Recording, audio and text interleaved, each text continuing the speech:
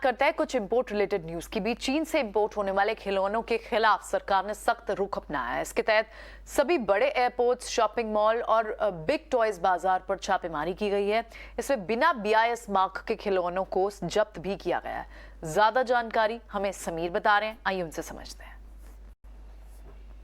China से भारत में जो खिलौने इंपोर्ट हो रहे हैं वो भी गलत तरीके से, उसके खिलाफ सरकार सख्त है। यही वजह है कि पिछले 2-3 दिन से सरकारी संस्था BIS, bureau of Indian standard, लगातार देश के जितने भी अहम एयरपोर्ट हैं, सी पोर्ट है, यहाँ तक कि शॉपिंग मॉल और बड़े जो खिलौना बाजार है वहाँ पर छापेमारी कर रही है, रेड कर रही है, ताकि ऐसे जो खिलौने जिसपे मेड इन चाइना है, जो गलत तरीके से भारत में इंपोर्ट होकर के आए हैं, या जो सब स्टैंडर्ड क्वालिटी के खिलौने हैं, उनको पकड़ा जाए, उनको जब्त किया जाए। और ये कार्रवाई पिछले 2-3 दिन से चल रही है और BIS का माने तो अगले 1 महीने तक ये कार्रवाई आगे भी जारी रहेगी।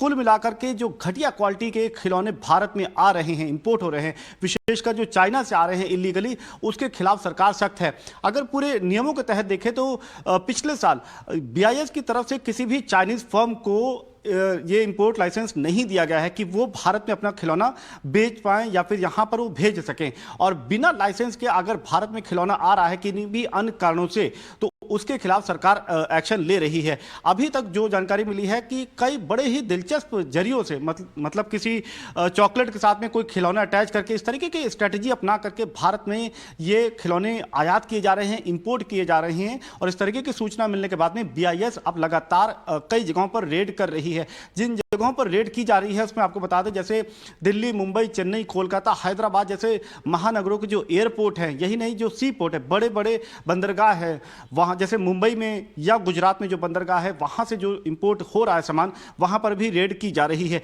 जो शॉपिंग मॉल है, जहाँ पर बड़े खिलौने की दुकान है, जहाँ इसके अलावा जो खिलौने के बड़े बाजार हैं, वहाँ पर रेड की जा रही है। तो कुल मिलाकर के चूंकि अब चाइना के किसी फर्म को भारत में खिलौना भेजने का लाइसेंस नहीं है, लिहाजा ऐसे में कोई दुकानदार या कोई विक्रेता जिसके पास मेड इन चाइना खिलौना मिल रहा है तो उस पर एक्शन लिया जा रहा है। सरकार का यही कहना है कि भारत में बने खिलौनों को बढ़ावा देना है, आत्मनिर्भर भारत को बढ़ावा देना है।